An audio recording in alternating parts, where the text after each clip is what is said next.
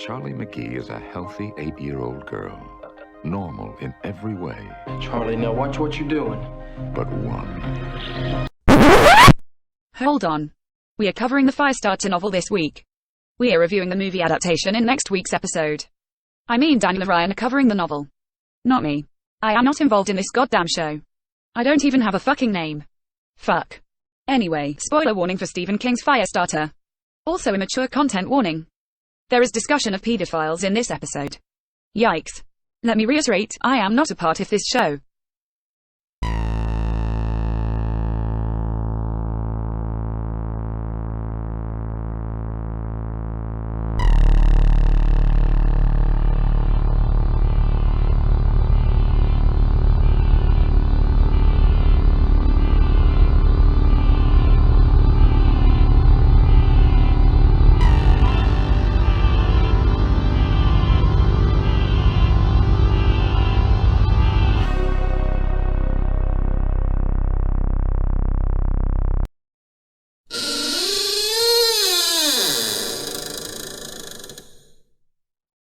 Welcome to episode 17 of The Horror of Babylon.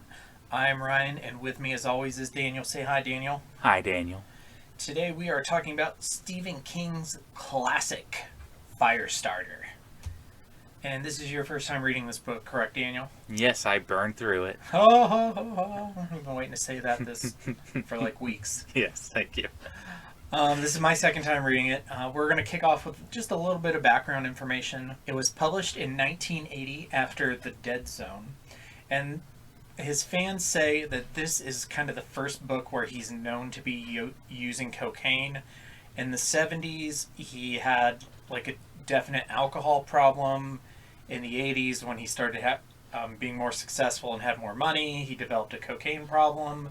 Also, later in life, he had an issue with painkillers after an accident he had where he was hit by a van.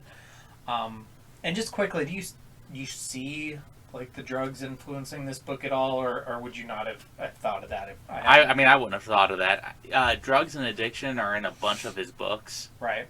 And when you know that background, it makes a little bit of sense.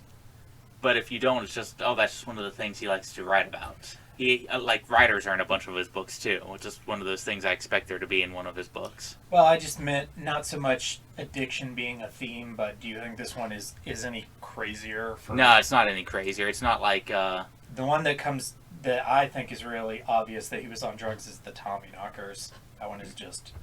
all over the place? Yeah, absolutely bananas. What about Dreamcatcher? I haven't read Dreamcatcher. I haven't either, but the movie's bonkers. I haven't seen the movie either. This is also kind of the start of him becoming a household name, but we're going to go ahead and jump into structure and themes. Now, this book does have a couple common criticisms among people who've reviewed it, and I'm going to ask your opinion on both of these because they both pertain to the structure. Should the book have been structured chronologically, or go ahead, or did you prefer it starting with Andy and Charlie on the run and just giving us pieces of their backstory as they went? I prefer it the way it's written because it jumps you like right in that action, has you going, oh, what's going on? I might not have lingered on some of the like the backstory so much, the flashbacks. I probably would have left more of that up to the imagination, but I am not a best-selling author, so who am I to say? I prefer starting a story with the action, and if there's other stuff to like background stuff, you reveal it as you go. No, I agree. I liked it. It literally starts with them on the streets of New York City being tailed by two operatives from the shop. Yeah. And then it just kind of peppers in the backstory about the experiments that Andy and Vicky did in college, their relationship, them getting married, Charlie being born. Mommy and Daddy needed $200. Yeah. Her powers emerging and so forth.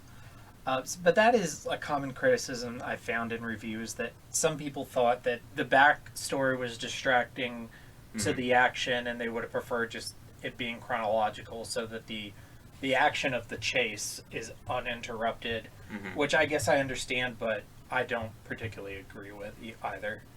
Yeah, I mean, if people find that distracting, I can't tell them it's not distracting. If what distracts you distracts you. Mm-hmm. I wasn't distracted. I enjoyed it. Yeah. So. No, I agree.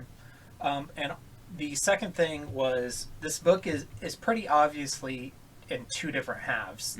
The first half, predominantly them being on the run, being chased by the shop, and in the second half, them in the custody of the shop.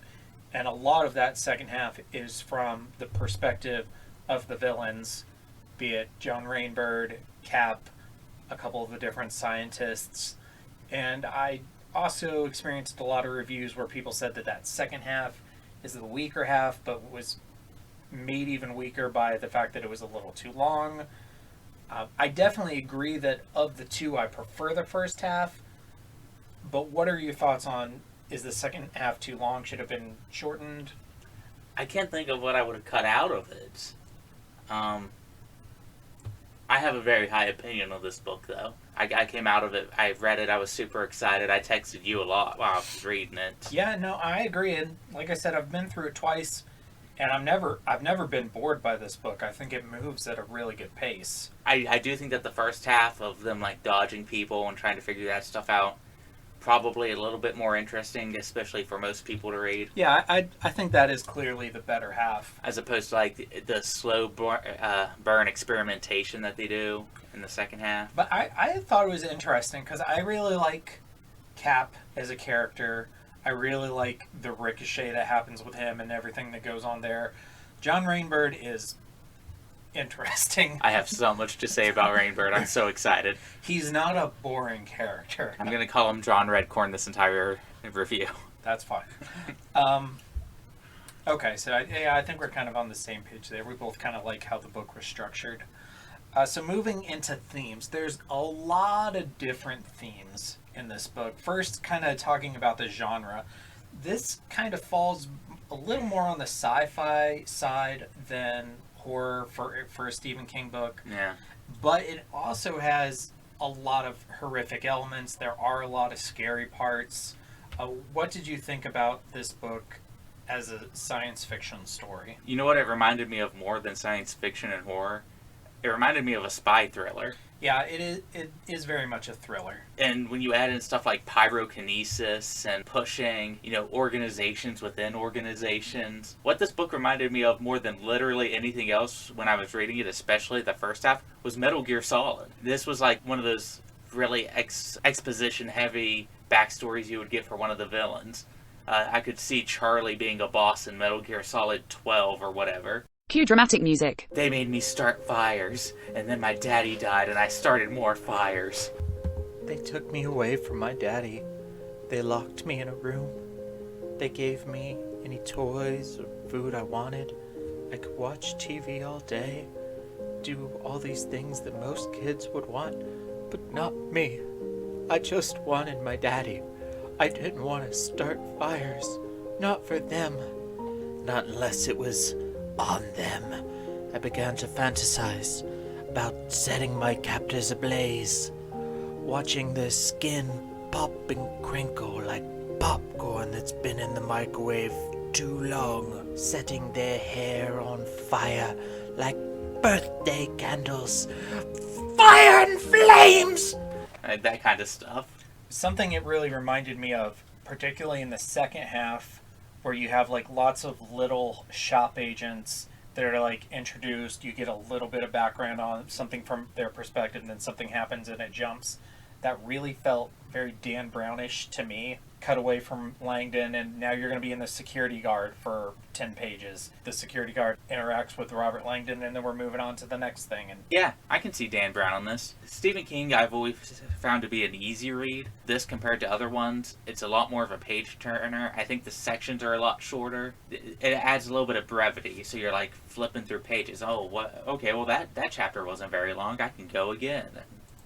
That's how I read this book so quick for me anyway. No, I agree. I think it moves pretty fast. But obviously the main theme is pyrokinesis, about a little girl who has the ability to start fires with her mind, mainly about her learning to control it / can she control it. I feel that it's very much a spiritual sister to Carrie. Mm-hmm. You've read Carrie. What are your thoughts? I would not be surprised if this was Stephen King's attempt to, quote-unquote, redo Carrie. Mm-hmm. There's this idea that an artist is never satisfied with their work. George Lucas is a big example people point to. He keeps wanting to tinker with his movies. Yep. And that causes huge controversies. This almost strikes me as the Stephen King equivalent to that, where he didn't want to re-edit Carrie, but he's like, I have this idea of this little girl psychic, and I want to get it just right. And this is his redo. It's not exactly the same, of course. No. But it carries a lot of those same spiritual elements. You get a lot of those same feelings. I feel like Charlie's probably Carrie raised by better parents. Much better parents. Not that that's a high bar. But at the same time, there's other elements that are still poking and prodding at her Right. that get the same sort of results out. Yeah, and Carrie doesn't... Her powers don't manifest until she's an older teenager. Yeah. So she doesn't have this traumatic... Well, she does have a traumatic childhood, but not in the same way that Charlie does. Yeah. And little girls or teenage girls with psychic powers is one of my favorite subgenres, so... Yeah, and it's definitely a Stephen King trope. Aside from Carrie and Firestarter, you also have Danny from The Shining. Mm-hmm. You have Abra from Dr. Sleep. You have the kids from The Institute. It's something that he likes to do. Yeah. Okay, and then another huge theme from this book is government conspiracy, experiments paid for by the government cover-ups, paranoia. We have in our notes here, this would either be Dale Gribble's favorite or least favorite Stephen King book. I also think it would be John Redcorn's favorite or least favorite. This is my Indian representation. Yeah, that's yeah. You can tell that Stephen King is really culturally familiar with Native Americans, or at least at this point. It so much so with this theme that his afterword actually talks about a lot of real government experiments that he based this. Did your book have that? Yeah, I was also already familiar with a bunch of them, like Project MK Ultra. When one of your other favorite things in the world is spy thrillers, this stuff comes up a lot. Mm-hmm. And I've done research on it, as much research as the government lets you do. Just little ideas like CIA agents dropping acid in their co-workers' drinks just to see what would happen. Experimenting on hundreds of psych patients just because they could. That's kind of terrifying on its own. This book kind of makes me think that whenever government files get redacted, Stephen King should be able to read them before they go public in case there's like a good book idea in there. Here's your book idea, Mr. King. Another theme, a lot of people see this book as a big metaphor for puberty, which I think is pretty obvious and kind of on the nose, but it's definitely there about a little girl who has this thing that she can't handle, and she has to grow up and mature and learn to control it. I mean, they flat out have like a huge exposition on the pituitary gland. Yeah. And what's she gonna be like once she actually hits puberty. Yep. It's a thing. I think anytime you have a young child character, there's probably if there's not a puberty metaphor in there, people are going to start to infer them anyway. Yeah, which is just natural for when you have a character in this age range. Mm-hmm. And then also, you mentioned earlier parenting. I think parenting is a huge theme in this. Mm-hmm. And I think in the new movie with Zac Efron, it's going to be something that they bring up a lot. Because in the trailer, there's a lot of... You get to see an argument between Andy and Vicky about Charlie and her powers. Do we teach her to control them? Do we try to get her to suppress them? The potty training method is used as a metaphor in here by Dr. Wanless.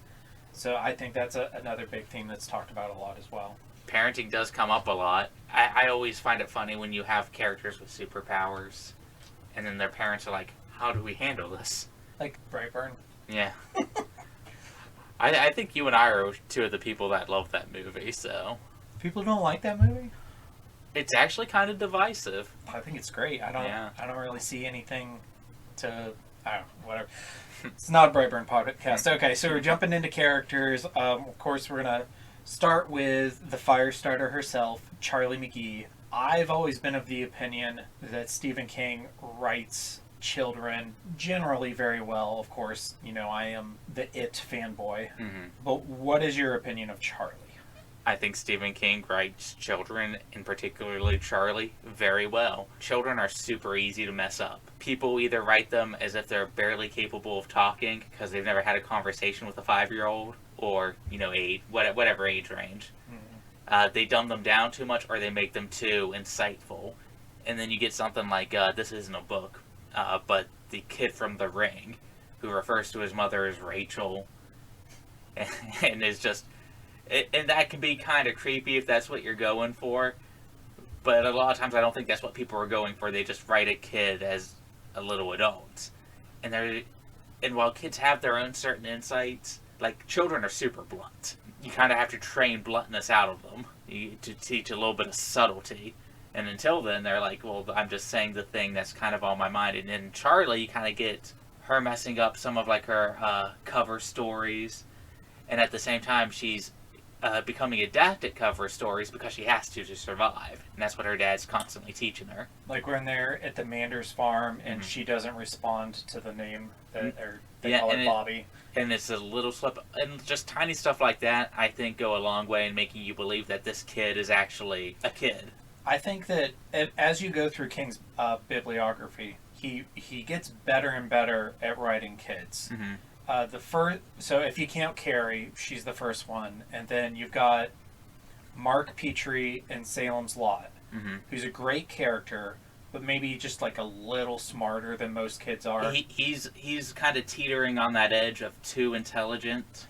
And then you got Danny Torrance in The Shining, who's similarly to Mark, a great character, maybe just a little too smart for an accurate depiction of someone that age.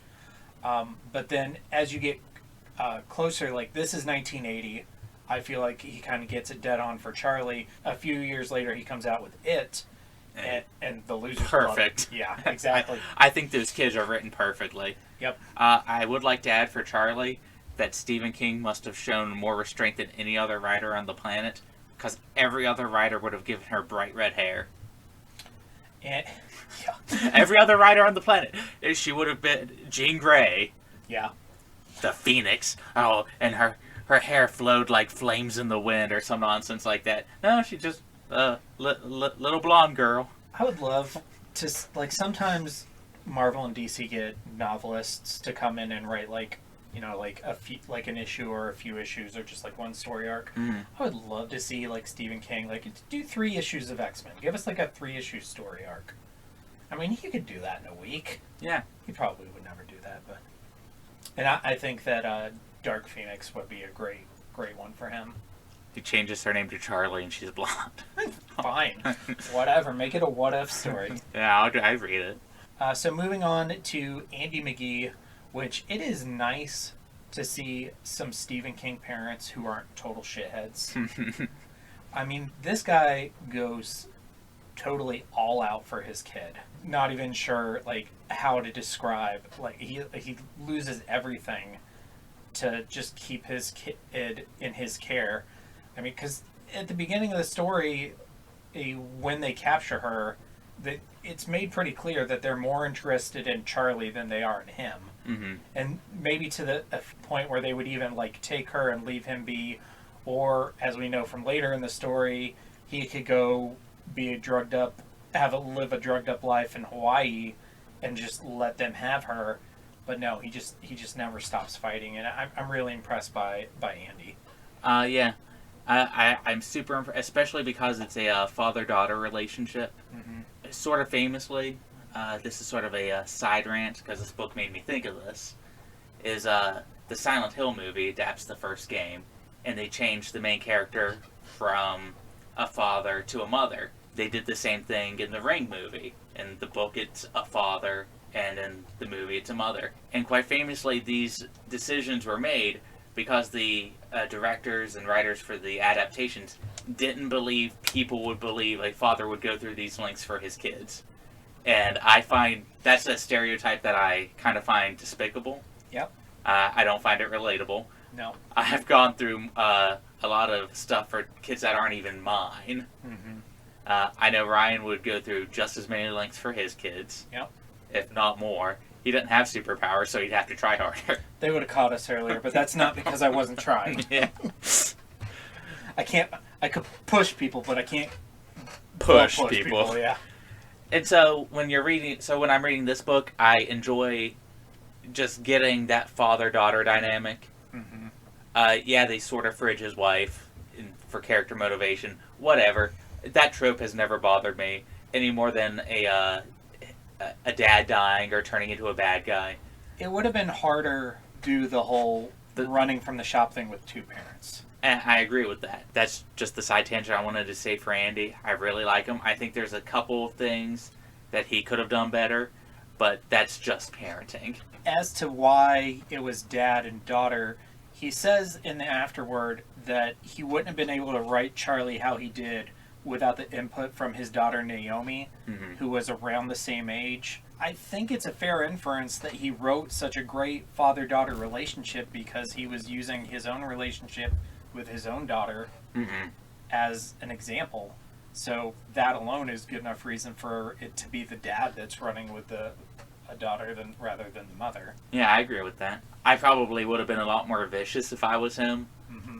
People would have died a lot sooner, but then my kid probably would have got to. Yeah. I would have lost my temper the second they grabbed my kid. So. Also, you don't get a lot of good... Well, one, you don't get a lot of good parent-child relationships in Stephen King books, but especially father-daughter. Like, the only one I can think of is Fran and her dad in The Stand. I'm kind of struggling to think of another one. I don't think we're going to find it, dude. Yeah. Usually, I don't know if you'd say bad parents all the time, but usually at least off parents. It's a Stephen King trope for the mom to always be terrible. Yeah. But the dads are pretty bad a lot of the time, too. The one that jumps out to me is Bev's dad in It. Like, he's worse than Pennywise. He's terrible. Maybe not worse, because he doesn't kill any children, but it feels bad. It does feel bad. The pedophilic undertones. Yes. Incestuous undertones. Another thing about Andy that, just impresses me about him is he literally has the power to control people's minds at a cost. But he does it he starts a business and he helps people lose weight. He helps people gain confidence in the workplace. He helps people achieve small everyday things. And he doesn't get rich off of it. He charges enough so that he and Charlie can be comfortable. But he's not like using it to rob banks or break casinos or force women to sleep with him or any of the other things that most people would do. I like how you stared at me when you said that last part. Brian knows what's up. So talking about like his power specifically, the push, what did you think of that? I thought it was interesting. At first, I didn't quite understand it. I was like, is this mind control, or what's he mean by push? And then you get a little bit more of it as you go on. And then you kind of realize that the push was really sort of unique, like when he made the $500 bill. And then people who would look at that bill later would see $500. So it transfers to object. Now, I thought that was going to come into play later. I don't remember it ever coming up again where the object itself I thought that was like a clue or something. I think they implied that it's a pretty hard thing for him to do. And I thought that was going to show up in the climax. That was going to be like one of his big things. It didn't, but I thought that was neat. Yeah. Okay, and then we're going to move on. Not a lot to talk about here, but she definitely deserves a mention. Vicky McGee, the mom. And you said earlier they kind of kill her off early to be a motivation.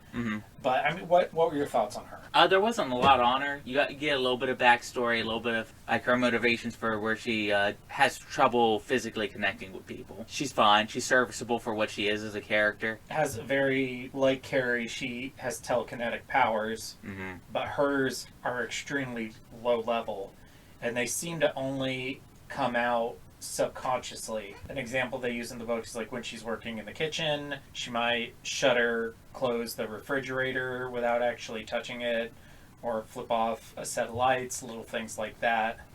She wouldn't be able to presumably go on a rampage at prom like Carrie did. Finding her body would have been a little bit traumatic.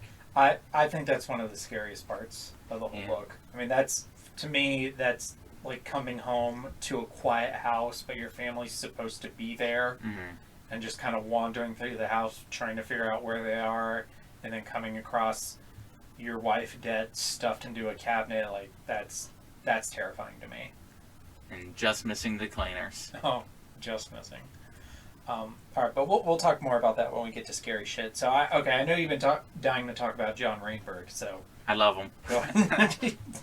I think that if he would have written this book as Bachman, he would have just been a straight up pedophile.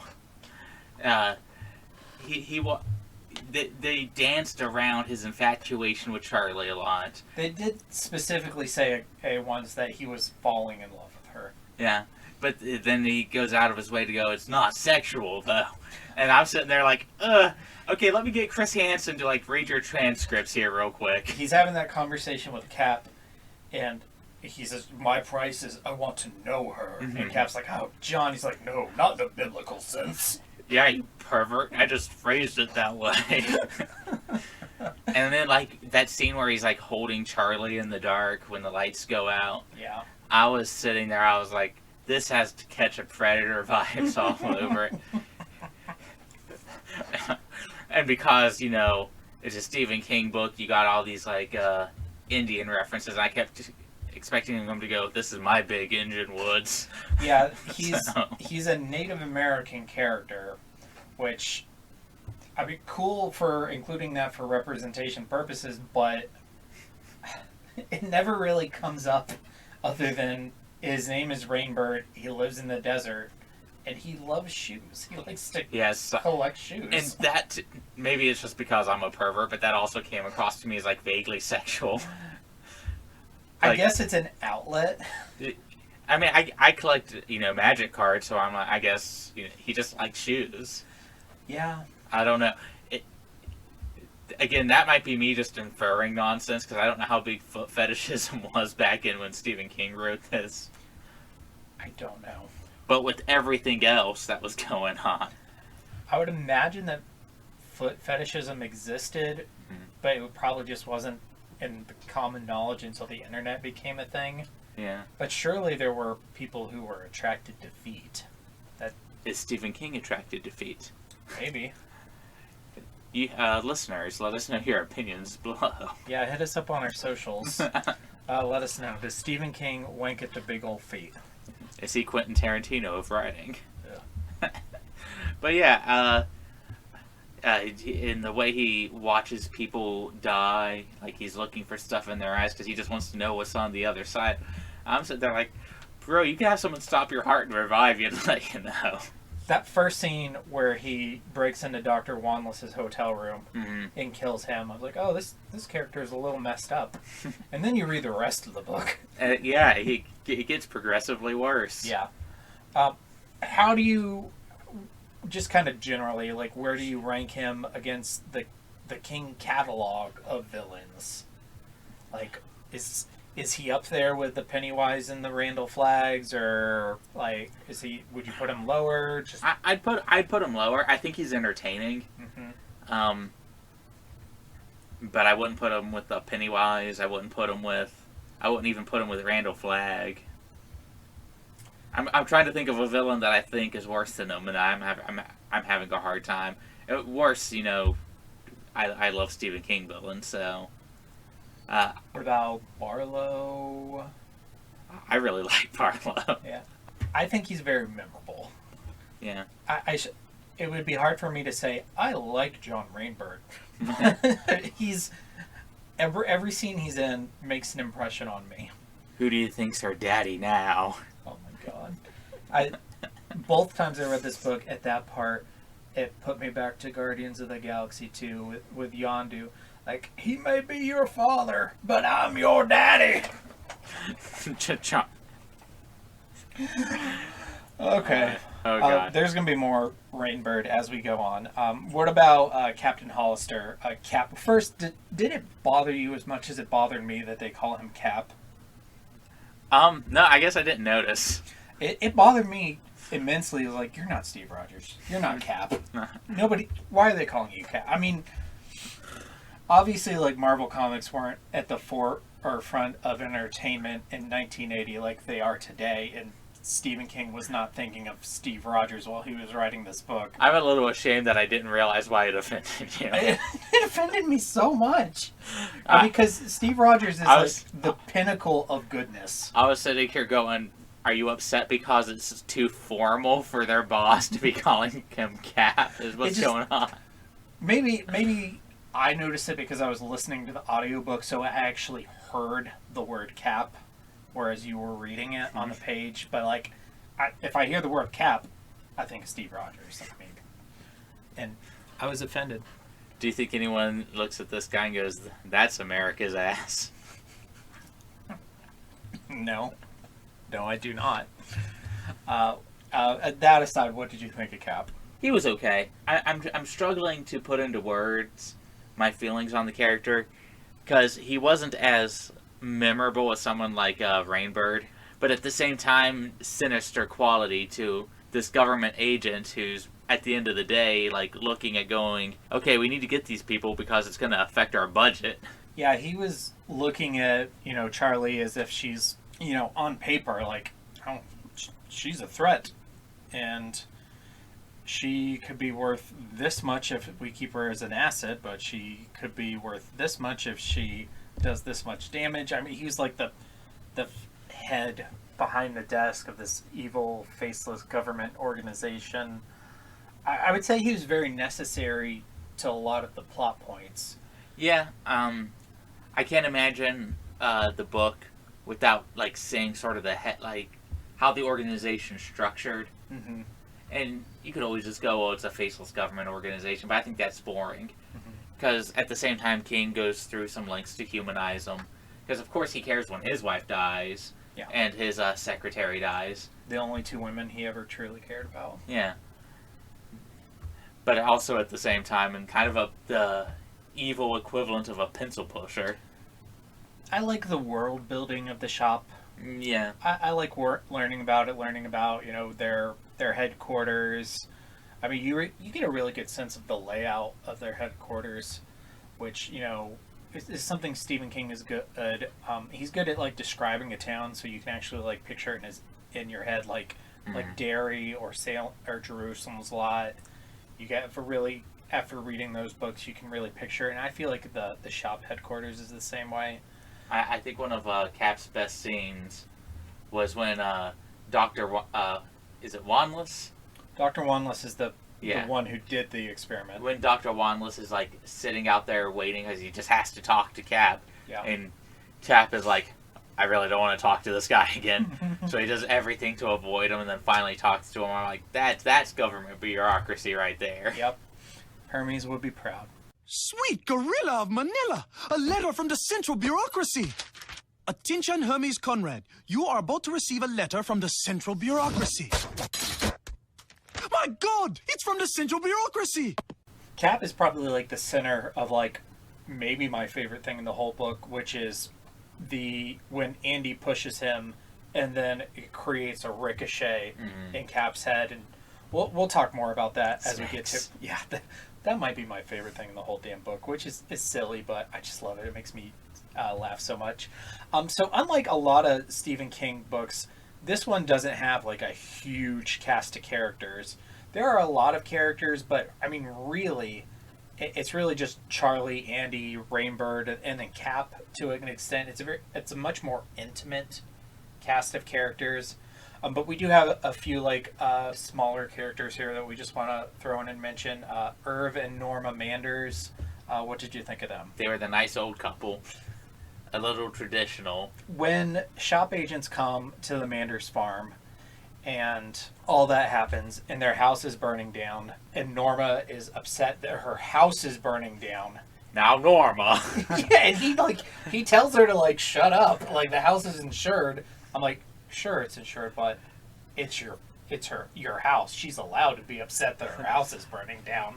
You just be quiet and go make us some biscuits. I know. But, I mean, couples like that have existed, though, so... Did you think it was a little fast when they've been there for all of an hour, and then the shop is coming up, and Irv says, "You want me to stand with you? I've got my squirrel rifle." That was a little much. I did picture him going out and telling the government to get off his land. Did we wake up in Russia this morning? You get to fuck off my property. I like the characters. I think those things are fun to point out. Yeah. But I think jumping right to the rifle might have been a little... And after they leave, "You could take my Willie." I keep meaning to look up what a Willie is. I pictured a Jeep in my head. I was picturing like a Jeep Wrangler, so... Let me Google. Let's just look it up. Yeah, what's a Willie? You might want to work on your phrasing. What? Just type in Willie vehicle. Willie vehicle. That's not how you spell vehicle. That's how you spell it. Okay. Okay, so it's like a Jeep. Yeah. More or less. Like one of them old army ones. Okay. Yeah, that's more or less what I pictured. Cool. Mine was black in my head, now it's green. And then before we wrap up on characters, we have 3 different scientists. There's Dr. Wanless, who is the original doctor who did the Lot 6 experiments on Andy and Vicky and all the rest. Dr. Patrick Hochstetter, who is in charge of Charlie while they're at the shop, and Dr. Herman Pinchot, who's in charge of Andy while they're at the shop. Any thoughts on these guys?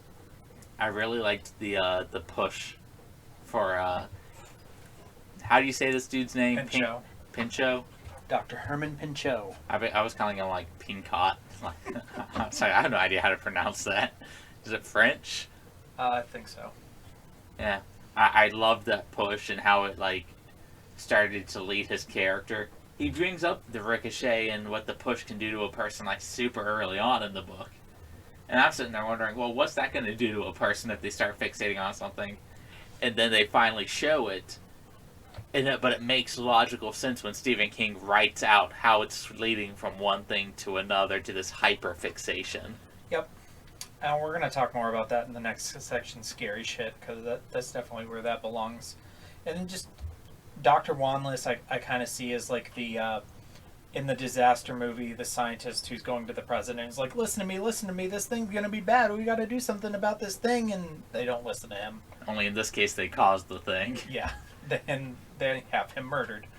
And then Dr. Hochstetter is just like that classic, arrogant, asshole scientist.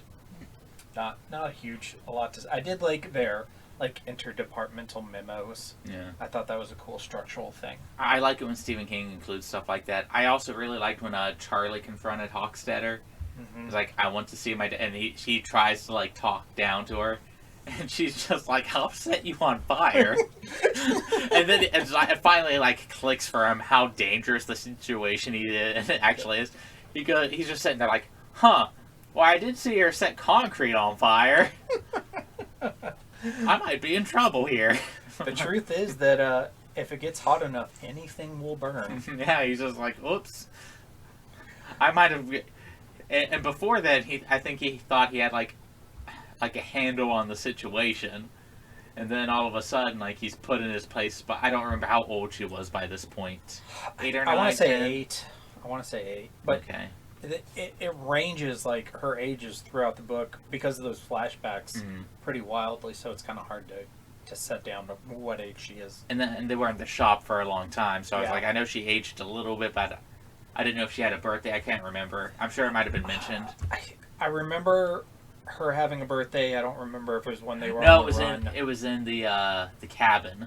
Yeah. Yep. Because he got her a birthday card, and that's not why he got caught, but it was one of the things that they focused on. I really liked that little portion of the story because it's a nice little interlude in between them being on the run and them being at the shop, and it just reminded me of a lot of Stephen King stories that take place in cabins in Maine. Not necessarily particularly good, but the Secret Window, Secret Garden, and it was a very Stephen King setting, and exploring his grandfather's cabin and finding his playing cards and talking about how he always hid it from his wife. His wife was Andy's grandmother was agnostic woman who acted like a New England puritanical prude. So she didn't believe in God, but she was against like drinking and gambling and all this stuff. I just like the world building there for the McGees. Scary shit. Scary shit. It is time to talk about scary shit. What shit was scary? What shit was not? It is time to talk about scary shit. So we're moving on to scary shit and talking about like the first obvious thing. We've both mentioned on this show how we are both afraid of being eaten. You know, we've talked about zombies and Attack on Titan and various things. I would also say like something that scares me is being burned alive, because that's just like pure pain. I think on an intellectual level that bothers me, but it's not one of those ones that seeps under my skin. I don't have nightmares about being burned alive. I have nightmares about being swallowed whole. It bothers me when I'm seeing it, like in a movie or on a show. It, even to the fact where I know like it's a stunt guy in a suit, but he's still like literally like engulfed in flames. And like people get fucking hurt doing that. Yeah, they get super hurt. It burns. I don't know if you've ever been seriously burned, but burns hurt. I literally have a burn scar on my left hand. But that's kind of the main hook here is the pyrokinesis, and she has two different instances where she's setting multiple people on fire.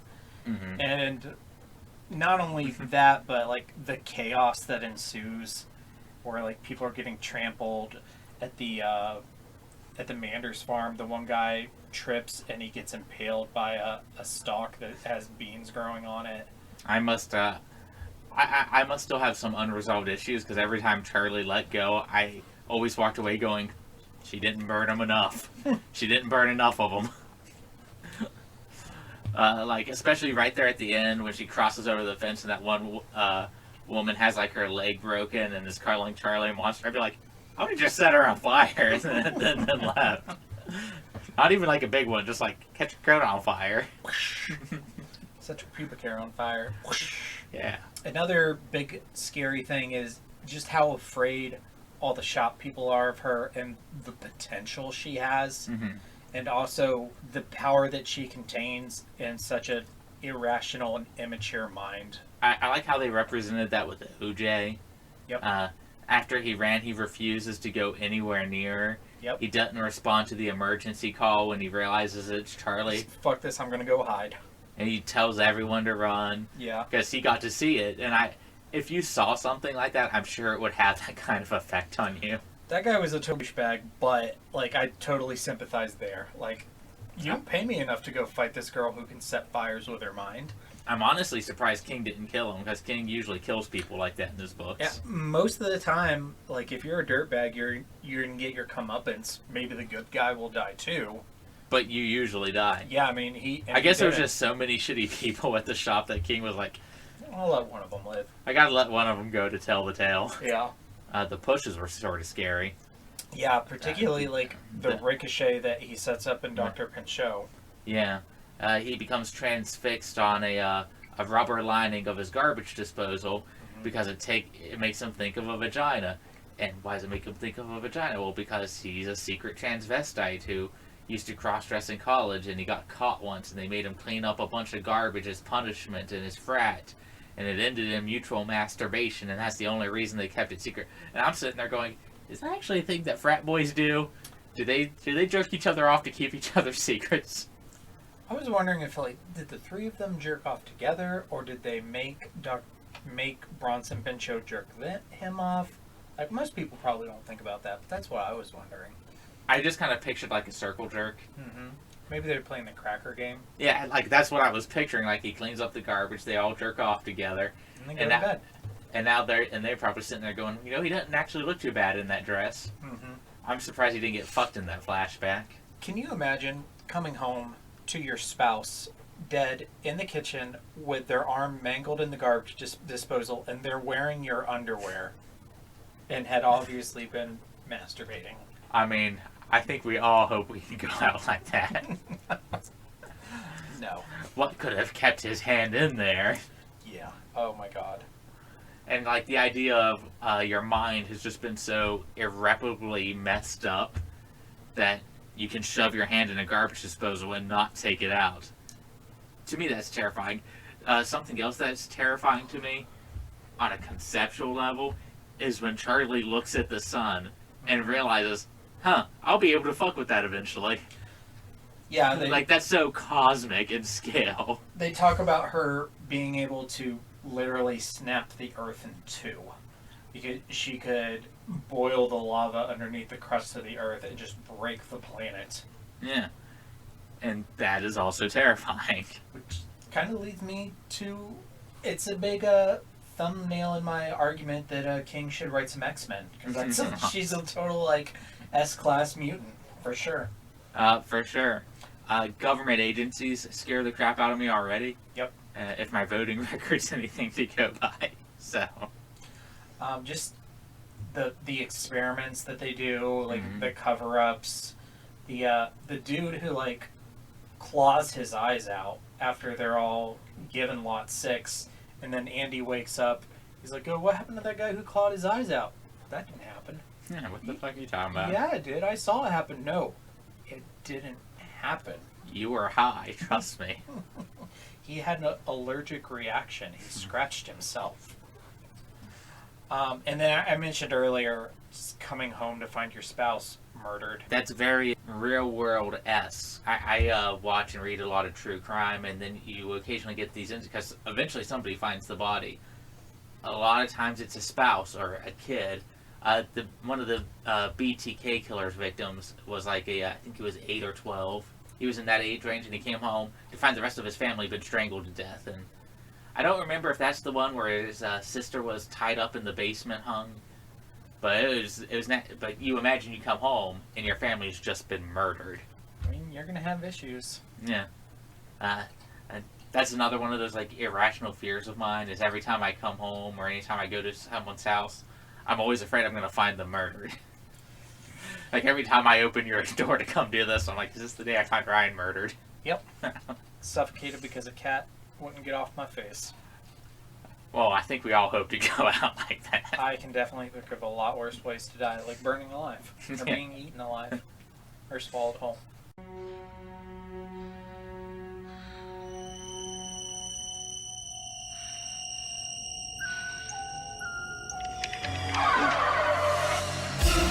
Kiss me, fat boy. Okay, so moving on to Kiss Me, Fat Boy, where I have a question for you. Did Rainbird really want to give it to Charlie? I think Stephen King wanted to write it like that. Maybe it was like, maybe I shouldn't do this. But that's the feeling I got, was he wanted to write him as... Like, if not, like an out-and-out pedophile. Like an out-and-out pedophile. And maybe not just he's solely attracted to kids, but he's attracted to this one. Yeah, he's not a pedophile, he's a Charlie-ophile. Yeah. Yeah. But I get the feeling that he talked himself out of it. Mm-hmm. That's how the book read to me. Or maybe that was his first draft and his editor just said, no. Yeah, like he had to...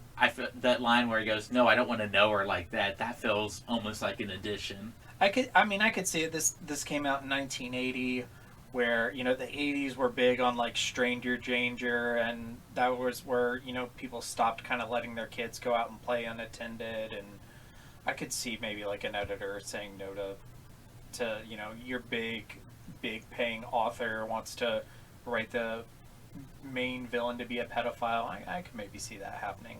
Yeah. And it's probably something we'll never... But then again, and then you have everything that's in It that comes out a few years later, so... Yeah, but by then he was making enough money he could do whatever he wanted. So, whatever, Steven.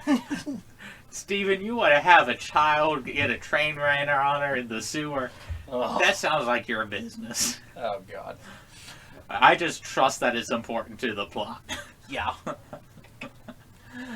It's super important to the plot. And the only, like... This actually didn't have, like, as much sex in it as I felt a typical Stephen King book does. The only other thing that was really even mentioned was Andy and Vicky's relationship. Mm-hmm. And that was mostly about how she had had a bad experience with her previous boyfriend. And you mentioned earlier she has trouble being physical with other people. And yeah. That's really the only other mention of sex. No, not really. I mean, other than, I guess, Dr. Pinchot and his... mutual masturbation. Yeah. But it wasn't, like, explicitly described. No. You know? And usually, the sex isn't explicit. Although there is one scene in The Library Policeman that was pretty explicit, but we're not going to talk about that. There's a few lines in it that were pretty Yeah, explicit. pretty. But, I mean, the description is never like, well, I don't know, Ben was bigger than the rest. And it felt different when he finished. Okay. Let's be done talking about this. Oh my God, are you Stephen King? No, I'm Dean Koontz. Oh.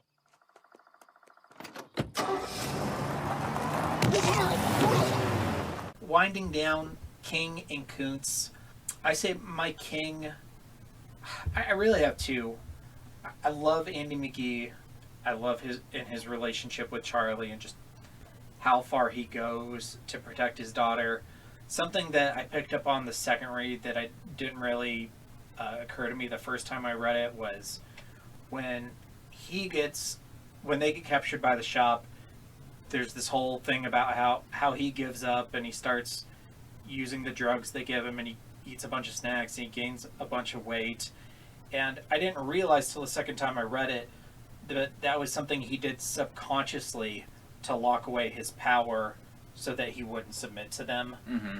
So even when he's captured by the shop and he literally has no contact with his daughter, his mind on a subconscious level is still strategizing and putting up these blocks to prevent him from doing things against Charlie's interest.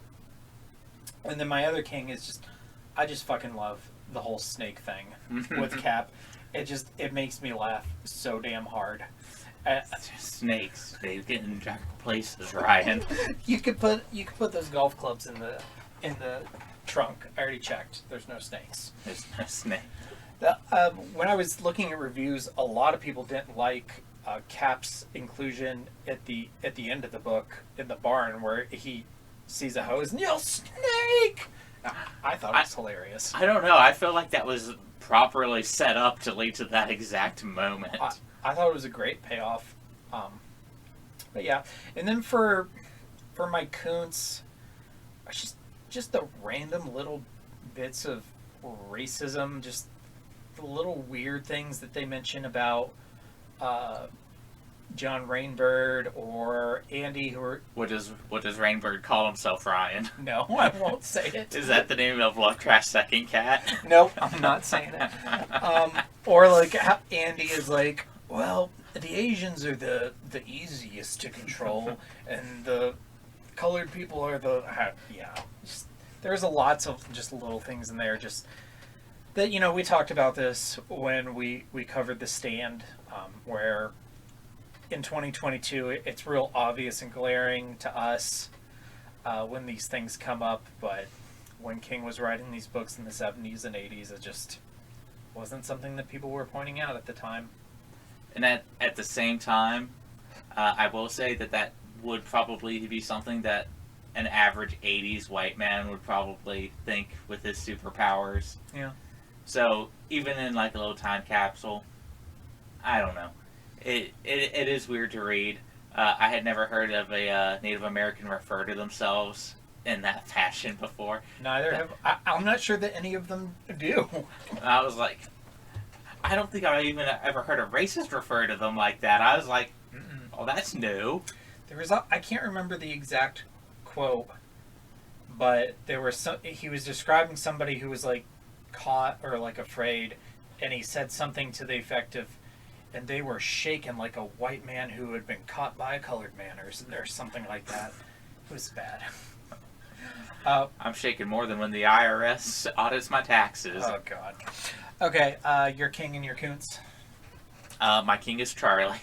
Yeah. I'm going to play Rainbird here and say that Charlie is the best. Are your daughter's going to be Charlie and Ahsoka now? Probably. Yeah. Probably Charlie and Carrie. Yeah, that's good too. Or the middle name could be Carrie. It could be like Charlie, Carrie, Charlene, Carrie. Yeah, no, I like that. Yeah. Something like that. And your Koontz. I'm having a hard time with the Koontz because I liked a lot of this book. Yep. Or maybe something you would have liked to be in the book that wasn't. You know what my Koontz is the Rolling Stones. The Rolling Stone at the end, yeah. Yeah, I'm like, that's kind of a weird way to end the book. Like, I understand, like, you've kind of written yourself into this position. Yeah. She can't go to the Times. She can't go to Wall Street Journal because they have all the major papers being watched. She goes to the Rolling Stones and then cut to black. I'm like, I guess that's a way to end it. I would have either ended it either more ambiguous or more definitive. I feel like it's pretty ambiguous. I probably would have ended it right after she burned everybody and escaped, and then they were looking for her and can't find her. I thought when she went back to the Manders farm and they're like taking care of her and trying to figure out what happens, like I thought that part was kind of cute. I will give you a little bit of a brief spoiler and say the movie changes the ending a little bit. Yeah. So, and that is of course going to be our next episode. I will say I'm going to say the Rolling Stones ending. That's my Koontz. Okay, and then I want to throw out some King Easter eggs, as we like to do. Of course, Dr. Patrick Hogstutter. That's a name we've heard before. Everybody's favorite character from It. Everyone's favorite mutual masturbation scene that's not been included. Oh, yeah.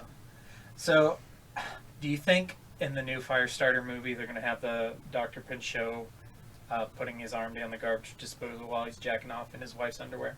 Do I think in 2022 they're going to have a secret transvestite kill themselves because of sexual repression? No, Ryan, no, I don't. No, that's probably not going to happen. I think that's...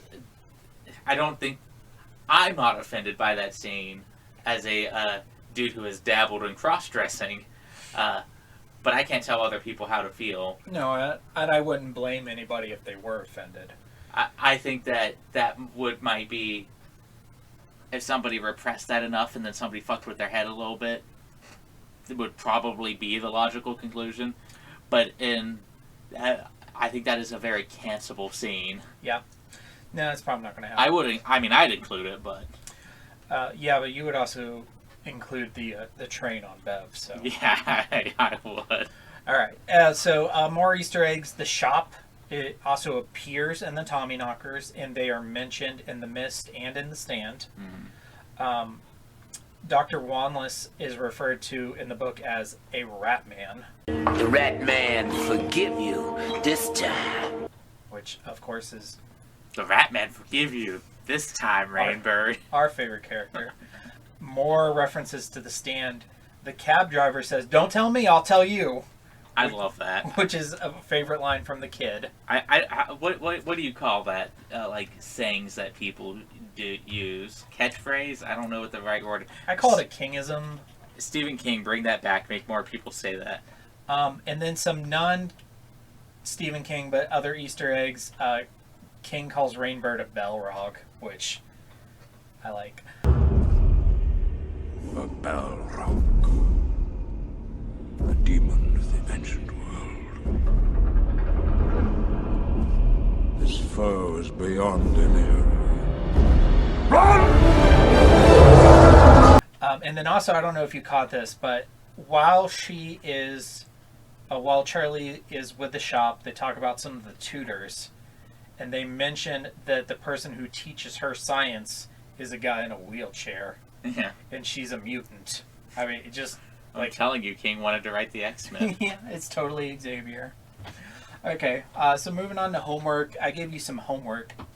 If Andy pushed you too hard, what would your ricochet be? Oh, God, probably something sexual. I think it would probably be sexual for maybe not most people, but a large percentage of people. God, what's some sort of trauma my ex-wife left me with? I'd probably fixate on something like that. For me, it would probably be turning the lights off, Because I know it's like a huge like dad stereotype, but I feel like I just go through the house turning off lights in rooms that people aren't in. People would think you're OCD or something going. So I would just like, click, click. I eventually go nuts, and instead of going through our house, I'd start breaking into other people's houses. Somebody's like in their living room watching TV, and I just burst in through the door and run into their kitchen and turn out their light. There's nobody in this room! Why is this light up? And of course, we live in West Virginia, so eventually I would just get shot. Probably at the first house, but... I like yours. Yours is better. Feel free to bring it up again in any other episodes. We'd be 6 months down the road and we're talking about Dracula. Oh, by the way, I figured out my Ricochet. Yeah, no, I definitely know what it is by now. And then, a new thing, I want to throw out a question for the listeners. So my question for you guys is, what do you think happened to Charlie after she went to Rolling Stone?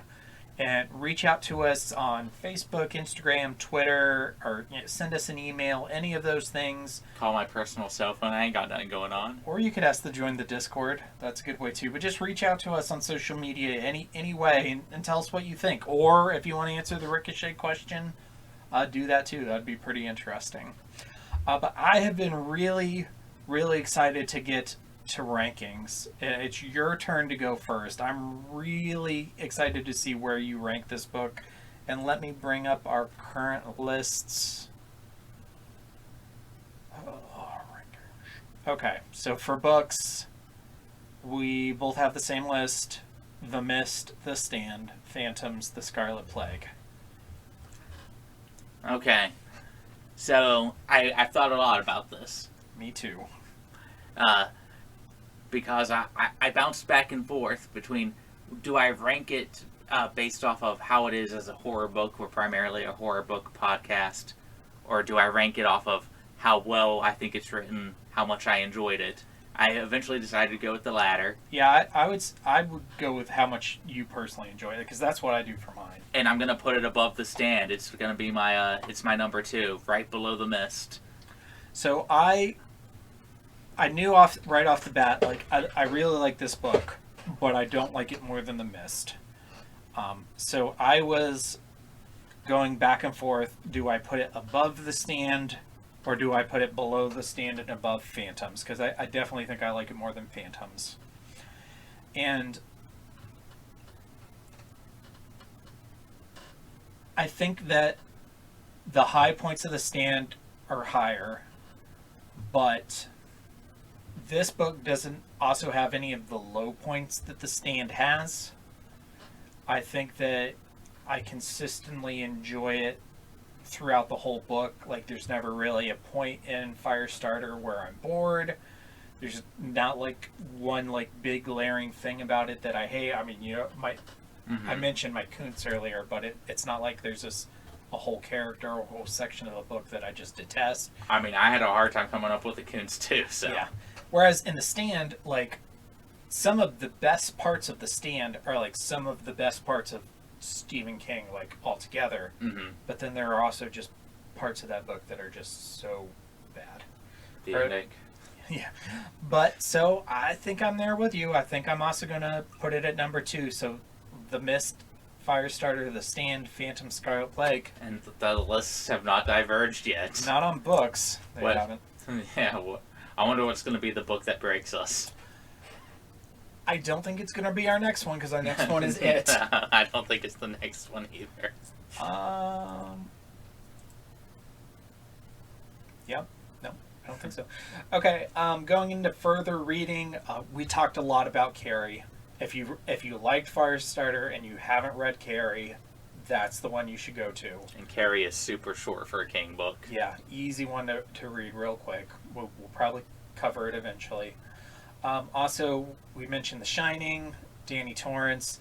Even more so, I think Dr. Sleep, the sequel, is more in this realm because it's about a little girl named Abra who has the same shining powers that Danny has in the first one. And then Danny is an adult and he's like helping her learn to control her powers. So I feel like Dr. Sleep fits more in this category with Firestarter and Carrie than The Shining does, but either one. And I have not read The Institute. This is one of his newer books. I think it came out in 2019, but I have been told that it is about little kids with psychic powers and fits in this subgenre of King as well. Okay. Yep. You have anything to add to the further reading? No, Carrie would have been top of the list, and it was right there. Yeah. It's the obvious. If you liked this book, here's another. In the reverse, like if you've read Carrie but you haven't read Firestarter yet, and you liked Carrie, get on Firestarter for sure. Yeah. Just real quick, which one do you think is better, Carrie or Firestarter? Firestarter. There's a lot of things I respect about. I think Carrie's probably a scarier book. Yeah. If you're looking for horror. Mm-hmm. But in terms of how as short as Carrie is, I think it took me even longer to read compared to how quick I read Firestarter. I would want to reread Carrie before I gave a definitive answer on that, because I'm not really sure, because I really remember enjoying Carrie. It also has a lot of those things that you and I enjoy in it, like has newspaper articles. Yeah, that very Dracula-esque structure. Yeah. And also, like, I really liked Firestarter the first time I read it, but I feel like my second read through my enjoyment of it increased quite a bit. Mm-hmm. So I'm wondering what a second read through of Carrie would. I don't know, but yeah, that's an interesting thing. All right, so as we're winding down here, I just want to mention what we have coming up on the show next week, Sunday, April the 24th. We are going to be covering the first Firestarter adaptation. That's 1984 with Drew Barrymore. And then our next book episode is going to be Sunday, May the 1st, where we are beginning our coverage of It. We're not going to do the whole book in one episode. Episode 1 is going to be book 1 in the first interlude. We are going to break this up into 5 episodes. So you have 2 weeks to just read a fifth of the book. You don't have to get the whole thing done. Mm-hmm. The following week, we are going to do Firestarter 2 Rekindled on May the 8th. That is a 2-part miniseries that's a sequel to Firestarter about Shelley as a young woman. So we get an interpretation of what happened after she went to Rolling Stone. But is it the correct interpretation? Well, it's not the canon one because it wasn't written by Stephen King. But it is definitely an interpretation. There are things I like about it, things I don't. We'll get there. Stephen King let me write the sequel. April 15th, we are going to drop our second episode on It, covering book 2 in the second interlude. And then the next week, April the 22nd, that's the release week for the new Firestarter with Zac Efron. We're going to go see that probably Friday, I'm guessing. Yeah. Yeah, and then we'll record it that night, and then I'll edit it Saturday, and the episode will drop on Sunday. Yeah? Yeah. We got a pretty tight schedule. And then the last week of May is our third episode on It, covering book 3 in the third interlude, and we'll be extending, letting you know what's going on in June and July soon. But for now, just start reading It, start rewatching these Firestarter movies. There's a lot of exciting things to get to. I know that the first Firestarter movie seems to be pretty popular. I think, for me, it's kind of in the middle in terms of King adaptations. I don't love it, and I don't hate it. I love Drew Barrymore, but... I was just thinking, like, a bunch of people keep talking about how much they love Drew Barrymore. She's great. I have some issues with the movie. We'll get to that when we cover it. But regardless of how you feel about it, like the last 20 minutes where she just bends the shop over is totally worth it. Awesome. Yeah, it's so great. I'm so excited to see all that again. And just before we wrap up, we are doing a lot of Stephen King right now. And spoiler alert, the new Salem's Lot movie comes out in September. So after it, we are going to be doing Salem's Lot. But we do have some non-Stephen King things planned for the future. And more Stephen King, because I know most of you probably love King, but we are going to be covering some other stuff as well. Yeah, I mean, King is popular, and he has a lot of books. He's the king. King of the King. I'm going to change my last name to Emperor. I'm going to change my last name to the Sith Emperor. Yours is better. Yeah, my middle name will be Vitiate. It's very sweet. Vitiate versus Palpatine next time on Death Battle. Ooh. I think Vitiate wins, but I mean, if it's just a fight, I think Vitiate wins. But if you let them loose in the galaxy and they get to plot against each other, yeah, then Palpatine definitely wins. I think they're the apex spectrums of their independent Sith philosophy. Damn, he's a Dark Lord of the Sith. Like Palpatine's the apex of the rule of two. Yeah. And Vitiate's the apex of the old Sith ways. So. Not Nihilus? No, Nihilus does not rank up there. Okay. Nihilus has one overpowered ability that doesn't work on people who are Force anomalies, like Vitiate, like Palpatine, like Anakin. Yeah. A lot. And then all of them also happen to be better lightsaber duel. Nihilus just wins because most people aren't immune to his Force drain ability. That's fair. Okay. We're an into here. We'll just Star Wars. Star Wars. All right. Well, thank you very much for being here tonight, Daniel.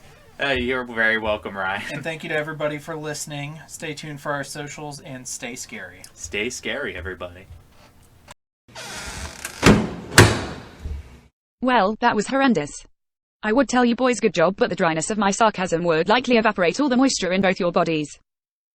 Anyway, if you want to hear more of this, please subscribe to their YouTube channel by searching for The Horror of Babylon. You can follow them on Twitter at HorrorPod69. The Facebook page is under The Horror of Babylon. And on Instagram these fools are The Horror of Babylon, one word. Reach their assuredly empty inbox at thehorrorofbabylonpodcast@gmail.com. You can also request their Discord server link via any other channel. And finally, if you are foolish enough to support this abomination financially, search for The Horror of Babylon on patreon.com. And God save your soul if you do.